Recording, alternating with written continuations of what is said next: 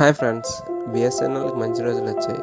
ఎప్పుడైతే జియో, ఎయిర్టెల్, విఐలో తమ టారిఫ్ రేట్లను పెంచాయో అందరి దృష్టి కూడా ఎవరైతే తక్కువ రేట్లకి మనకి అందిస్తారో అని ఎదురు చూస్తూ ఉన్నారు. అక్కడే దొరికింది మనకి బిఎస్ఎన్ఎల్ అంటే ముందులో ఎంతగానో ప్రభుత్వ ఆదరణ రంగ సంస్థ అయిన బిఎస్ఎన్ఎల్ ఎంతో నెంబర్ 1 స్థానంలో ఉండేది.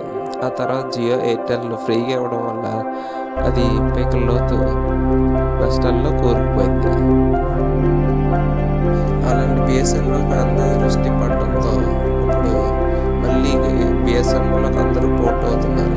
దాంతోపాటు 2024 ఇందులో బిఎస్ఎన్ఎల్ అప్గ్రేడ్ కోసం 82.916 కోట్లు కేటాయించింది. దీనివల్ల ఆల్రెడీ బిఎస్ఎన్ఎల్ ఇప్పటికే పుంజుకుంటుంది. దీంతో కేంద్రం సహాయం అందడంతో ఇంకా వేగంగా పుంజుకునే అవకాశం ఉంది. దాంతోపాటు ఇతర దేశాల నుంచి ఇంపోర్ట్ అయ్యే పీసీబీ బోర్డుల మీద కూడా సుంకాన్ని తగ్గించింది. ఫోన్లు, ఛార్జర్లు వీటికి కూడా 20% నుంచి 15% తగ్గించింది. ఇది కూడా ఒక రకంగా బిఎస్ఎన్ఎల్కి సహకారం అందించే అవకాశం ఉంది. దాంతోపాటు ఇప్పటి వరకు బిఎస్ఎన్ఎల్ దాదాపుగా 11,000 టవర్లని నిర్మించింది. ఇందులో 1000 టవర్ల వరకు ఇప్పటికే వర్క్ అవుతున్నాయి. ఇంకా 12,000 టవర్లు ఏర్పాటు చేసినట్లు బిఎస్ఎన్ఎల్ తెలుపుతుంది.